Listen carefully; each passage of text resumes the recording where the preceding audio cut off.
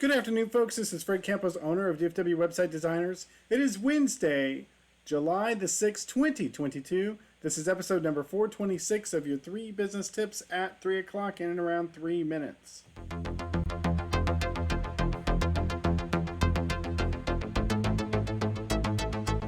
Solopreneurs, small business owners, we are starting a series talking about the power of habit. It comes from Charles Duhigg's book of the same title. We're really dissecting into what causes habits so we can have good habits, but we're really studying the habit loop this time. Today we're going to talk about the loop in cues, routines, and rewards. We got to understand what makes a habit so that we can develop good habits, which we'll talk about a little later. Business tip number 1, every habit starts with a cue, something that causes you to go into a pattern. What Mr. Duhigg has figured out is that habits are such that the brain goes into autopilot, doesn't have to think or spend a lot of energy on it. There's usually some sort of trigger or cue that gets it started.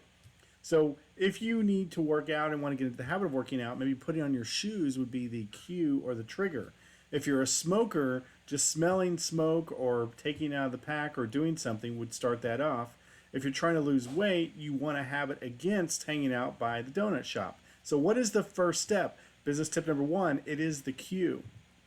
Business tip number 2, once you start that cue, you begin to go into a routine.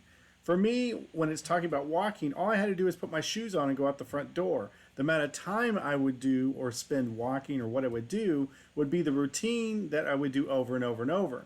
And today I put in my ear pods, I walk in the same area, walk the same number of loops, walk down the same blocks and streets, but I've done this over 400 times and I can do it without thinking. In fact, when I walk, I don't even pay attention to the route that I do because it's become routine for me.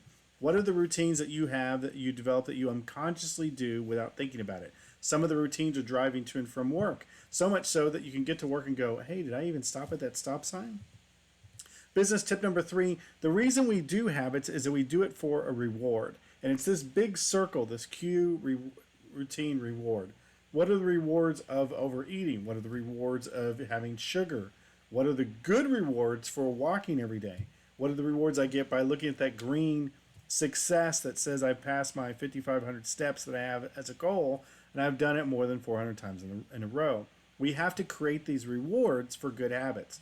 So in order to do that, we have to understand habits. They start with a cue, they start with a reward, and then a routine, and then a reward.